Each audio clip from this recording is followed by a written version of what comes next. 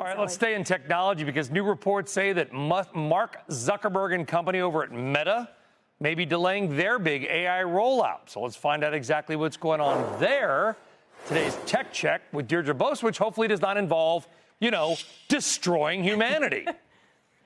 I don't know. How much do you trust Mark Zuckerberg? It was so interesting, Kate's piece of news, before we talk about this, because there is a difference here. Anthropic is a model builder.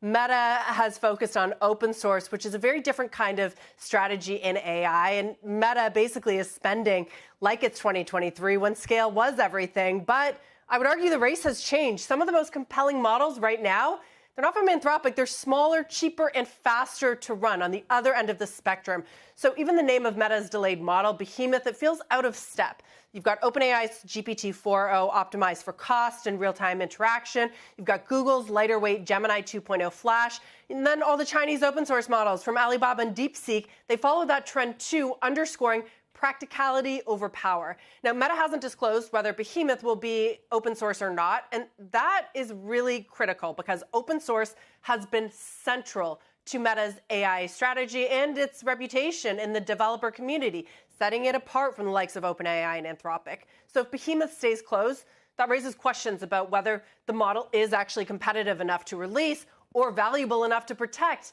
And if it is open, it restarts that monetization problem that Meta still hasn't solved. Now, raising questions again about Meta's enormous capex that as a share of revenue, this is really a remarkable chart. As a share of revenue, Meta's capex is far more aggressive than even the hyperscalers that have massive enterprise cloud businesses to fall back on. So bottom line, Brian, interesting coming after Kate's news too. The actual models, they matter less and less as they become commoditized. A few more examples of this.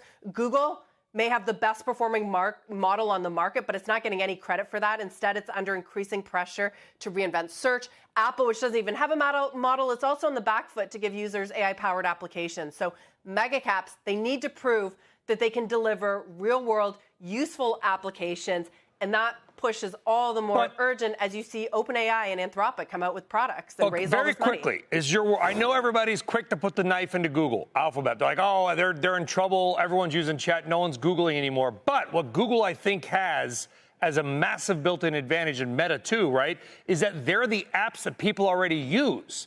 You've got to change and go to ChatGPT, right? If you're on Facebook because that's where your friends are, or Instagram, and they build the AI model into that, that's, I think, a huge competitive advantage.